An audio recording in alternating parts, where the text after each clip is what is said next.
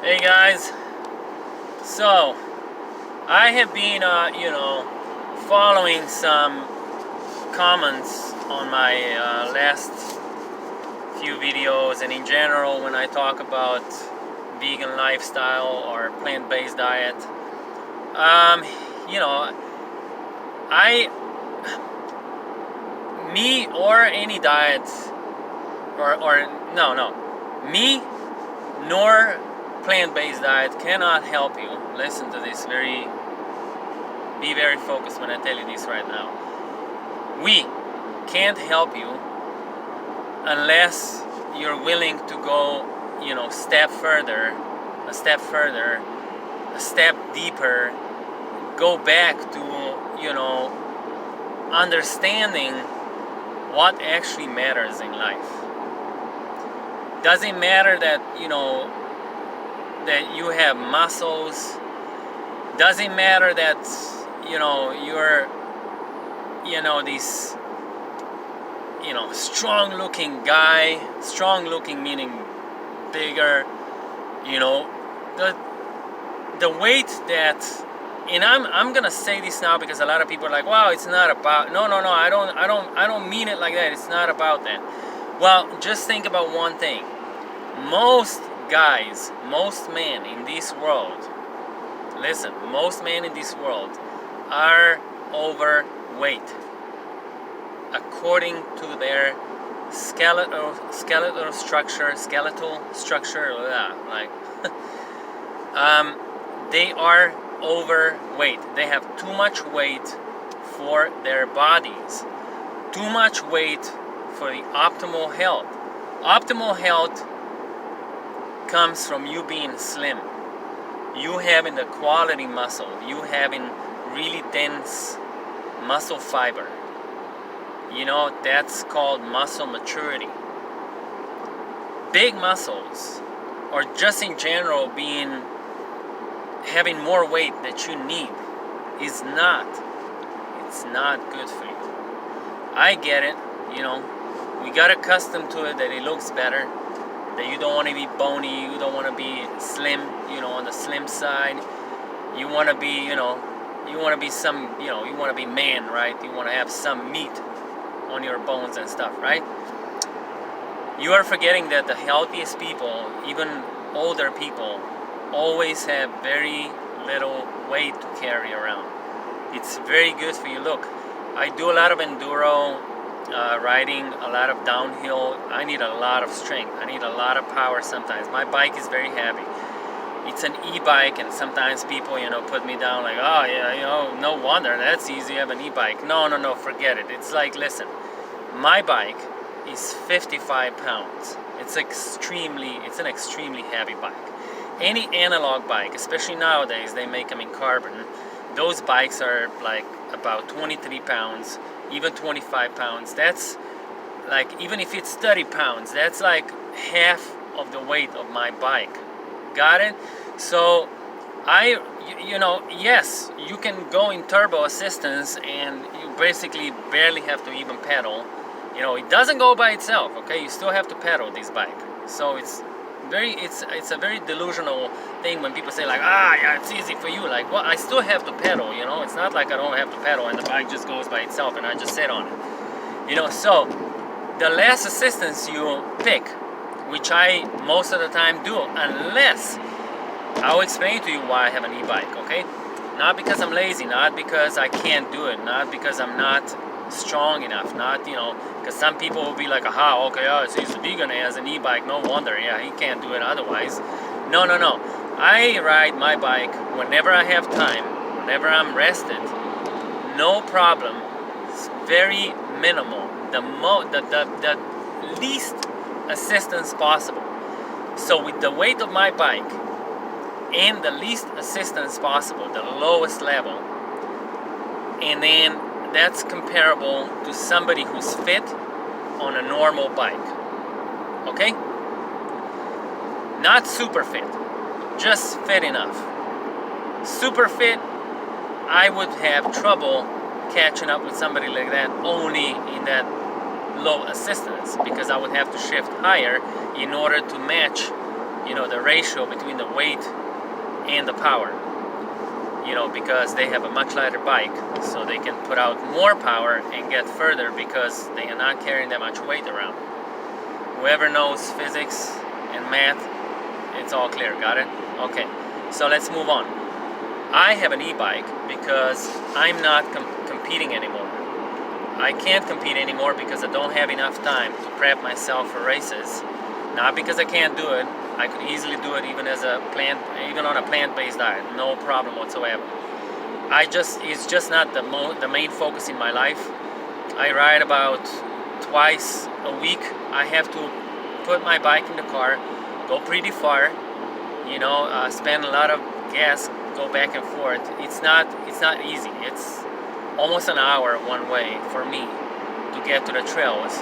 So now that the gas is so extremely expensive and it's going up more and more, I don't even know how much I'll be able to ride, because it adds up to the mileage of the car and the oil changes and all sorts of stuff, wear and tear, and the tires, so with given prices of the energy, the power, and the gas, obviously it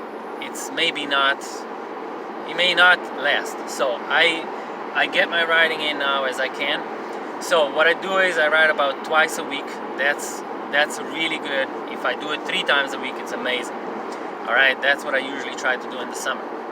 Now, every time I go, first of all, I got to do work at home, so I don't have that much time, or I have to return back and do more work in the afternoon. I'm an artist. I'm a freelancer, so I don't have a schedule. I can work all day long, and I should actually work all day long if I was supposed to be, extremely successful. That's just, the pace of nowadays. But I compromise with my sports, with my athletics, and income.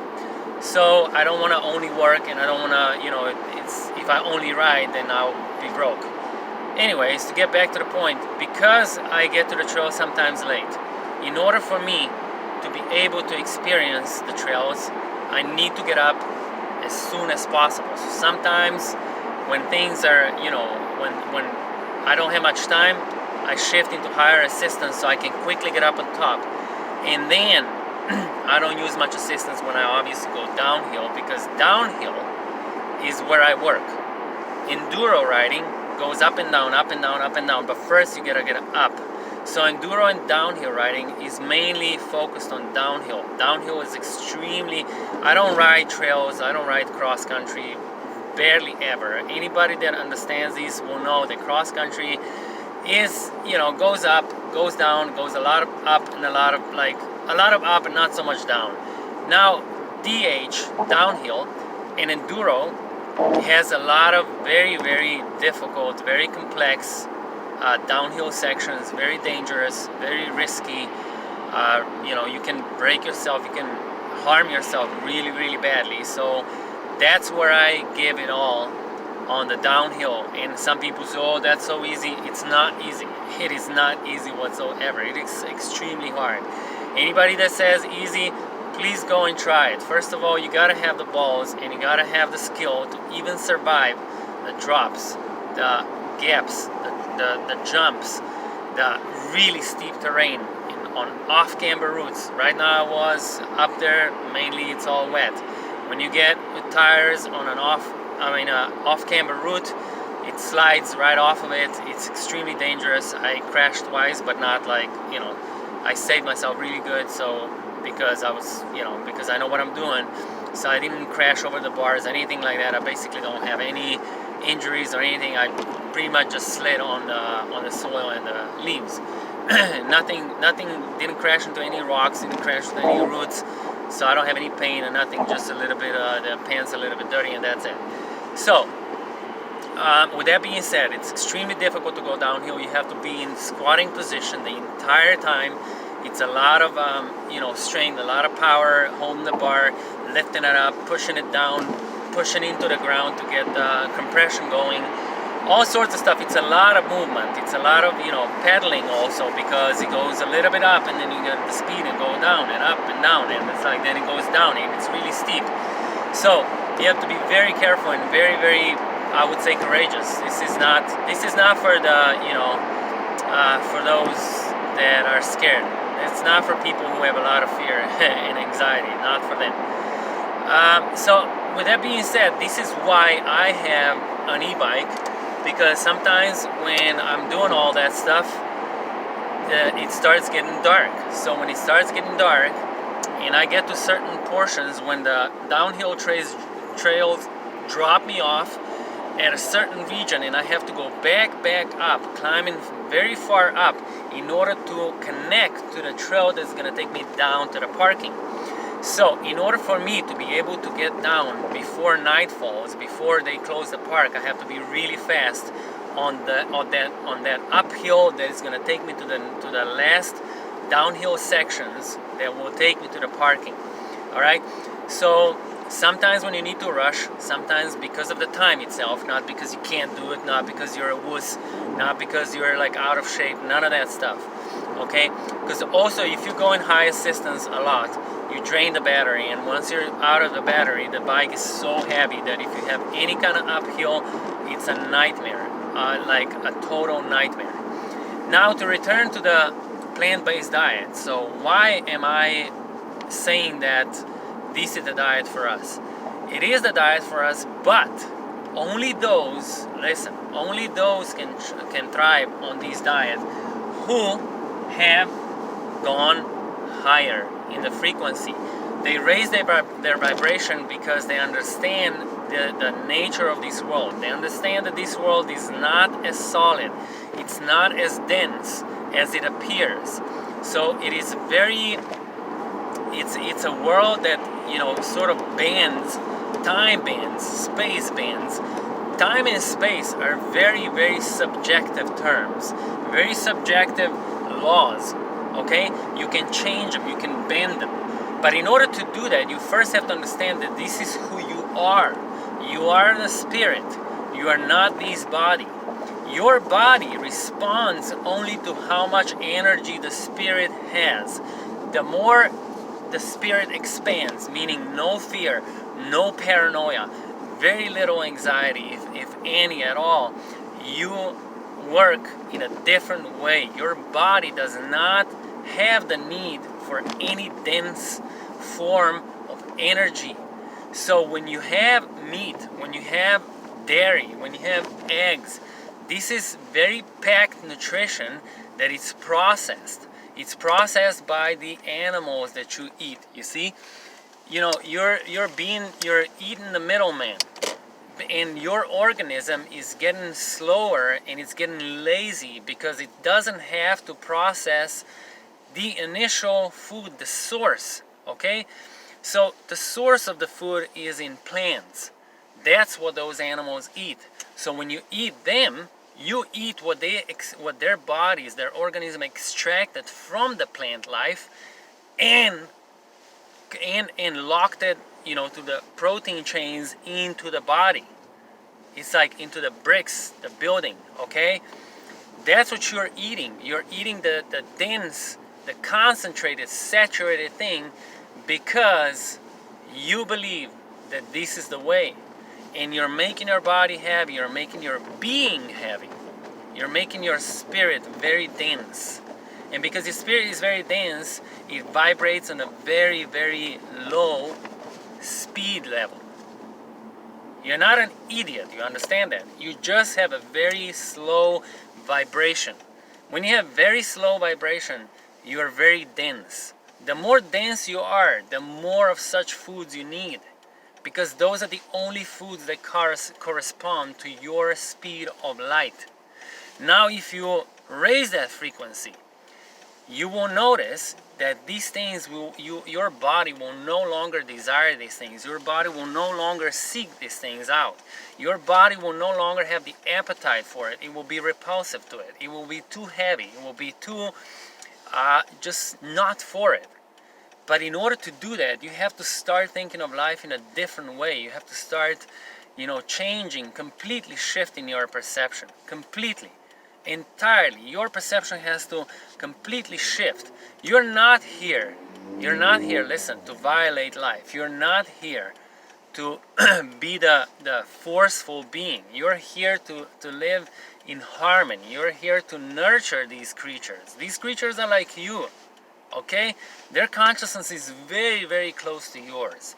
And all they want from you is that love, that nurturing. Spend time with animals. I'm telling you, you will have a completely different vibe. You're gonna have to completely change in life. Spend a lot of time with animals. Forget about dogs and cats, okay? Everybody spends time with dogs and cats. Sure, that's fine. You can do that.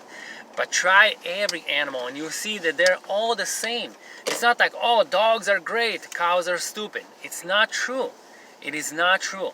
All animals have the ability to receive your love and to give it back to you. They're extremely frail beings in a way, because their spirit, that's what they hunger for. You know, that's they're thirsty for your attention. They're thirsty for your gentleness. They are thirsty for your kindness. Okay, they like the stuff that we do to them. It's fucking horrible. It's fucking horrendous. You know. So if you're a vegetarian, you know, milk, cheese, yogurts that are made out of milk and cheese. Made out of milk. Butter. These are very, very dense, saturated fats. That's very, very bad for you, and they have a lot of they cause the deposits, crystal deposits within the joints of your body. That's extremely, extremely bad for you. Extremely bad for your ligaments. Extremely bad for your joints. You know, you're basically calcifying yourself. You understand that? It is not something that is for you if you want to finally get somewhere, you know, what should I say, higher. You know, speed up your energy, speed up your frequency. Start looking at life differently. If you're looking at life the same way and then you say, oh, this diet doesn't work for me, of course it doesn't work for you. Of course. It cannot work for you. You know? It's impossible that it would work for you. But that doesn't mean it doesn't work. It doesn't work for you. That's like me, you know, getting into a very sophisticated, what kind of car? Lamborghini. Ferrari. These are very sophisticated cars. People say, oh, that's easy, you know, they're fast cars. You just get in and you just, you know, slam the pedal. Like, yeah, right. That's the least of the things that you should do with those cars. You can't do that. They're very delicate machines. They're extremely, extremely fine-tuned. And they need somebody who understands that. They need somebody who is very, who's very in touch with their senses. Because very little push, very little pressure on the pedal there gives a lot of power, a lot of things that you have to be able to control them, you know. The same way with food, you know. You have to start, and with life, you have to start transitioning onto a completely different level of understanding and seeing life and seeing yourself. Because if you always be the same, nothing will ever work for you perfectly. And then people say, oh, you know, but then, you know, the meat diet killed so many people. Yeah, and where are they? They're still stuck in the same paradigm. That's the problem. They will always be the same. They will always see these things this way. They will always be dense. They will never, never make it. They will always have to be, you know, subjected to these material, physical problems, and their bodies will always lack something. Always. You know? Be light. Understand yourself as being spirit. The body is just a vehicle. The body is just a costume on the theater of life. That's it. Nothing else but the actual spirit within you. That one has to rejoice. And when people say, well, if it's just a body, so who cares if we're killing animals? It does matter, because they have a spirit too. Yes, they're in different bodies, but they have the same spirit. That's the whole freaking point. And then you say, well, about animals, but what about plants? They don't want to die. Sure, but they're not the same. You understand that? They're not the same. Plants regrow. Animals don't regrow. You cut their heads off, the head doesn't grow back. Okay? Most plants have the ability to grow things back. Fruits. You don't need any violence to take fruits. Whether that comes to vegetables or actual fruits, they ripen. Once they ripe, you know how you touch it, you barely pull just a tiny little bit and it comes off the tree. And you don't hurt the tree. You don't break branches. Alright? That's why fruits of all kinds were meant for us. Seeds. You know, because that's something that gets ripe and then it rots if nobody eats it. So it goes to waste. Animals are not going to waste. They grow up so they could have their clans. They could take care of their own. They're like you. That's what you need to start understanding. Forget about these stupid things that other people are saying like, oh, but this one healed that thing and this diet healed that one. Forget about freaking diet in general. Just start seeing things in a different way, in a different light. And then, once you get lighter, once your energy speeds up because your thoughts, because your energy is going to be different, then your body will not require such foods and it's going to be completely healthy even without a lot of food. I don't even eat much, to tell you the truth. I do a lot of athletic stuff. I go to the gym, I lift weights, I go on the bike. I do all sorts of crazy stuff. I go swim in the ocean in winter time and summertime, and I swim a lot. I don't just go in and like dip in and quickly get out. I go for swimming. I'm like diving, swimming for like 10 minutes in the winter, and in the summer you don't see me coming out. I go in the ocean, I'm like gone for like 20 minutes. Far out. Like my wife is always like, oh, don't go out there, like I'm worried about you and stuff like that. I go so far from the coast. I go back out all the way out there and come back. There's a lot of swimming, a lot of shoulder work, a lot of lungs, a lot of like heart pumping, you know, through blood vessels and stuff.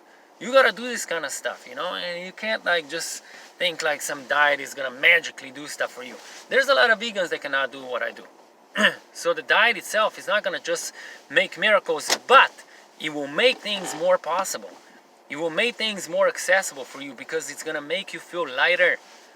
It's gonna make you be more connected to life in a different way. If you're gonna stop seeing, you know, your body being fed by another, your costume being fed by another costume because that's what you're eating. You're eating costume. It's just a costume.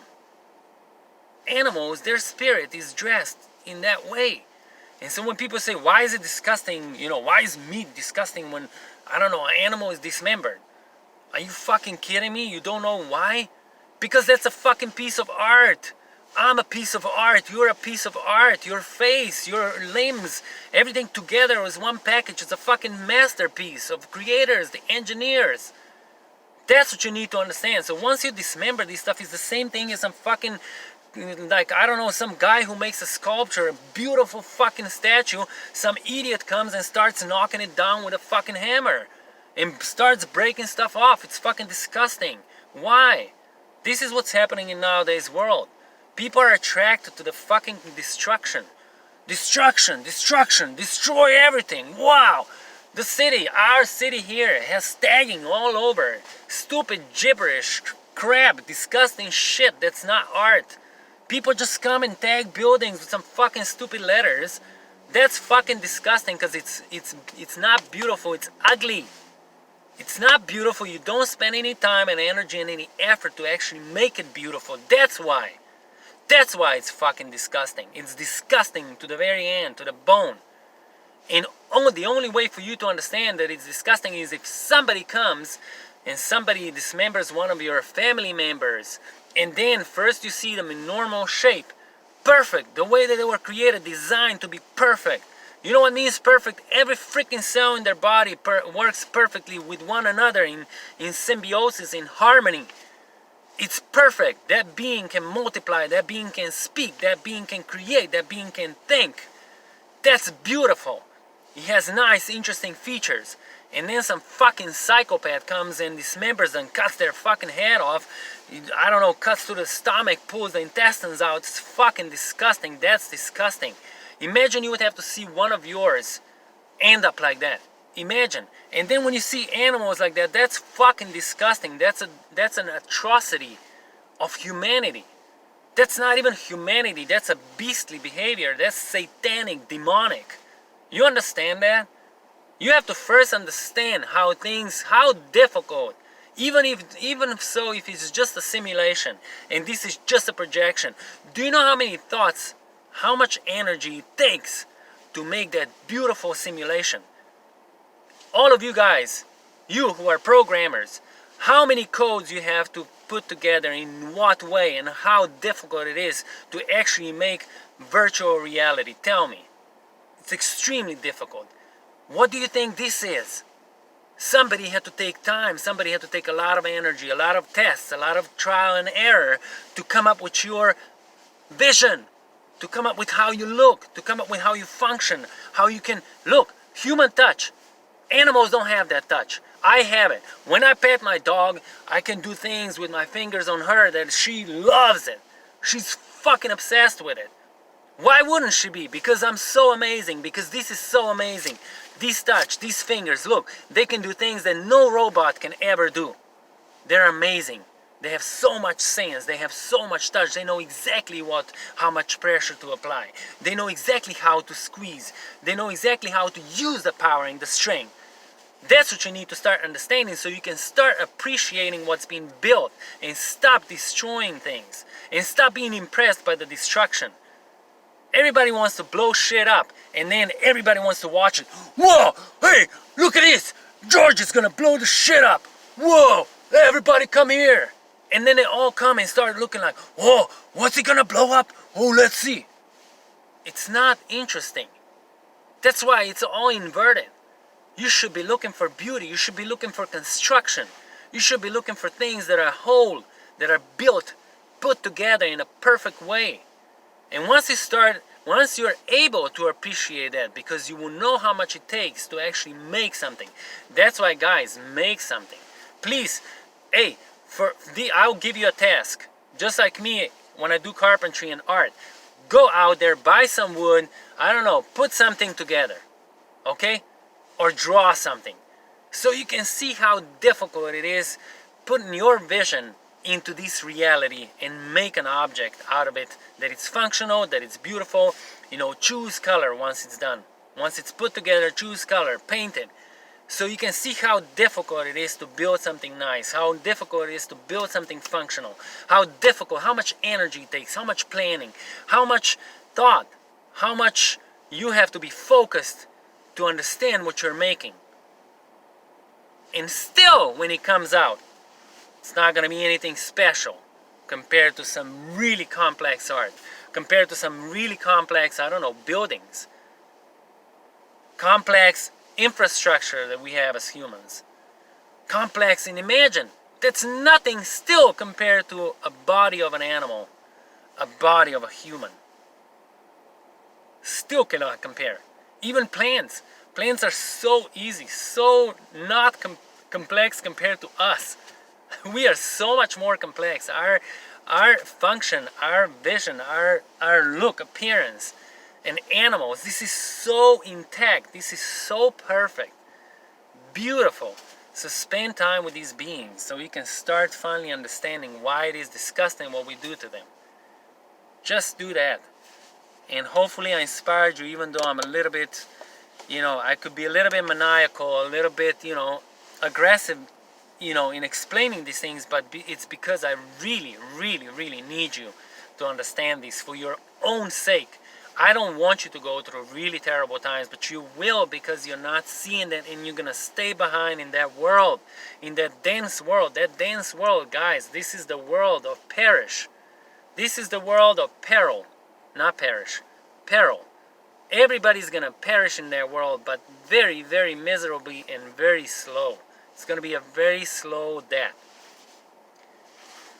And I'm not saying that to you to scare you. No, I'm just trying to inspire you to be different. I'm just trying to inspire you to see things differently instead of being scared. Fear is not going to get you anywhere. Love will. Not fearing. They say, oh, God-fearing people are the best people. No, God-loving people. Meaning creator, loving creation, loving creativity. Loving, stuff that is being built, constructing. That's what we're looking for, not for those who fear that. That's stupid. Don't fear it. Just get into it and start designing, start creating. Alright? Then we can talk about why certain things are not okay for us. Alright. Have a good night.